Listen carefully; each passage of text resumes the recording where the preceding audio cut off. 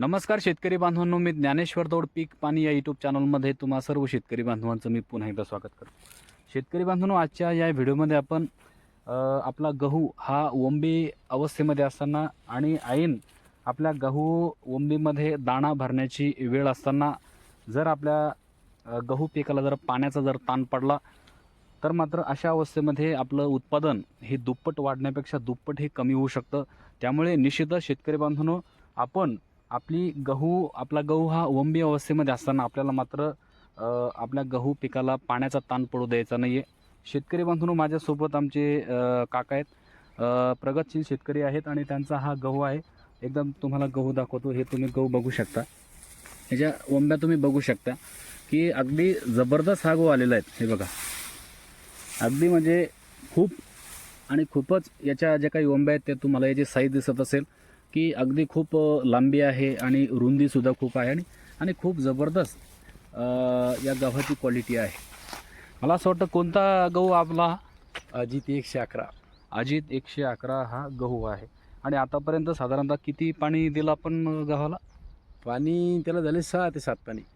6 ते 7 पाणी यांनी दिलेलं आहे. आणि जमीन थोडीशी लाल मातीची आहे, हलकी आहे, बरडाची आहे, त्यामुळे एवढे पाणी त्यांनी दिले. आता बरेचसे शेतकरी म्हणतील की का हो 6-7 पाण्यात तर गहू येतो. निश्चितपणे येतो, पण तो भारी जमिनीमध्ये येतो. भारी जमिनीमध्ये अगदी 3 ते 4 पाण्यातही गहू येईल. परंतु साधारणतः 5-6 पाणी तर कोणत्याही गहू पिकाला हे लागतातच. परंतु जमीन हलकी असल्यामुळे आतापर्यंत 6-7 पाणी त्यांनी दिलेले आहेत.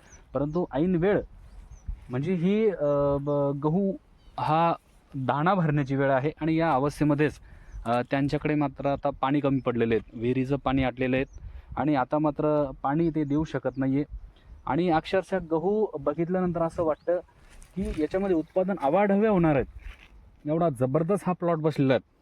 खूप जबरदस्त हा गहू आलेला आहे. आणि आतापर्यंत काय केलं नाही खरं म्हणजे सर्व शेतकरी बांधवांनी, म्हणजे यांच्या पुरता हा विषय मर्यादित नसून आज महाराष्ट्रामध्ये जेवढे काही शेतकरी बांधव आहेत त्यांनी अगदी पेरणीपासून तर ते आतापर्यंत पाणी व्यवस्थापन असेल, खत व्यवस्थापन असेल किंवा त्याने तणनाशकांची फवारणी असेल आणि अजूनही त्याला भविष्यामध्ये सोंगणं असेल, मग मळणं असेल, या बऱ्याचशा गोष्टी शेतकरी बांधव करत असतात. परंतु अगदी ऐन वेळी म्हणजे आपल्या गहू पिकामध्ये ओंबी अवस्थेमध्ये दाणा भरण्याच्या वेळी जर आपल्याकडे जर पाणी जर नसेल तर मात्र त्या ठिकाणी खरंच खूप ही जी काही घटना आहे खूप दुःखद आहे.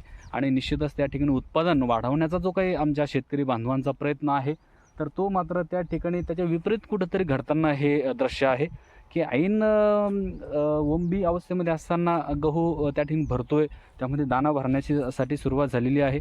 आणि अशा अवस्थेमध्ये जर आपल्याकडे जर पाणी जर कमी जर पडलं तर मात्र त्या ठिकाणी खूपच आमचं नुकसान हे होऊ शकतं. त्यामुळे शेतकरी बांधवांनो, मला असं वाटतं की तुमची जरी तुमच्या गव्हाची जर अशी परिस्थिती असेल की बाबा आमच्याकडे आता या कंडिशनमध्ये गहू आहे, ओंबी अवस्थेमध्ये आहे आणि दाणा भरायला सुरुवात झालेली आहे, काही ठिकाणी त्यामध्ये जीव पडायला लागले असं सुद्धा बरेचसे शेतकरी म्हणतात. म्हणजे दाणा भरण्याची सुरुवात, दाणा त्यामध्ये तयार होण्याची वेळ ही आहे. आणि अशा अवस्थेमध्ये शेतकरी बांधवांनो, तुमच्याकडे जर पाणी जर नसेल तर काहीही करा, कुठूनही पाणी उपलब्ध करा, शेजारी पाजारी कुणाकडे असेल किंवा मग कसं तरी करून तुम्ही मात्र हा अशा प्रकारचा जर गहू जोमात आलेला असेल आणि जर पाणी नसेल तर त्या ठिकाणी पाणी उपलब्ध करून द्या.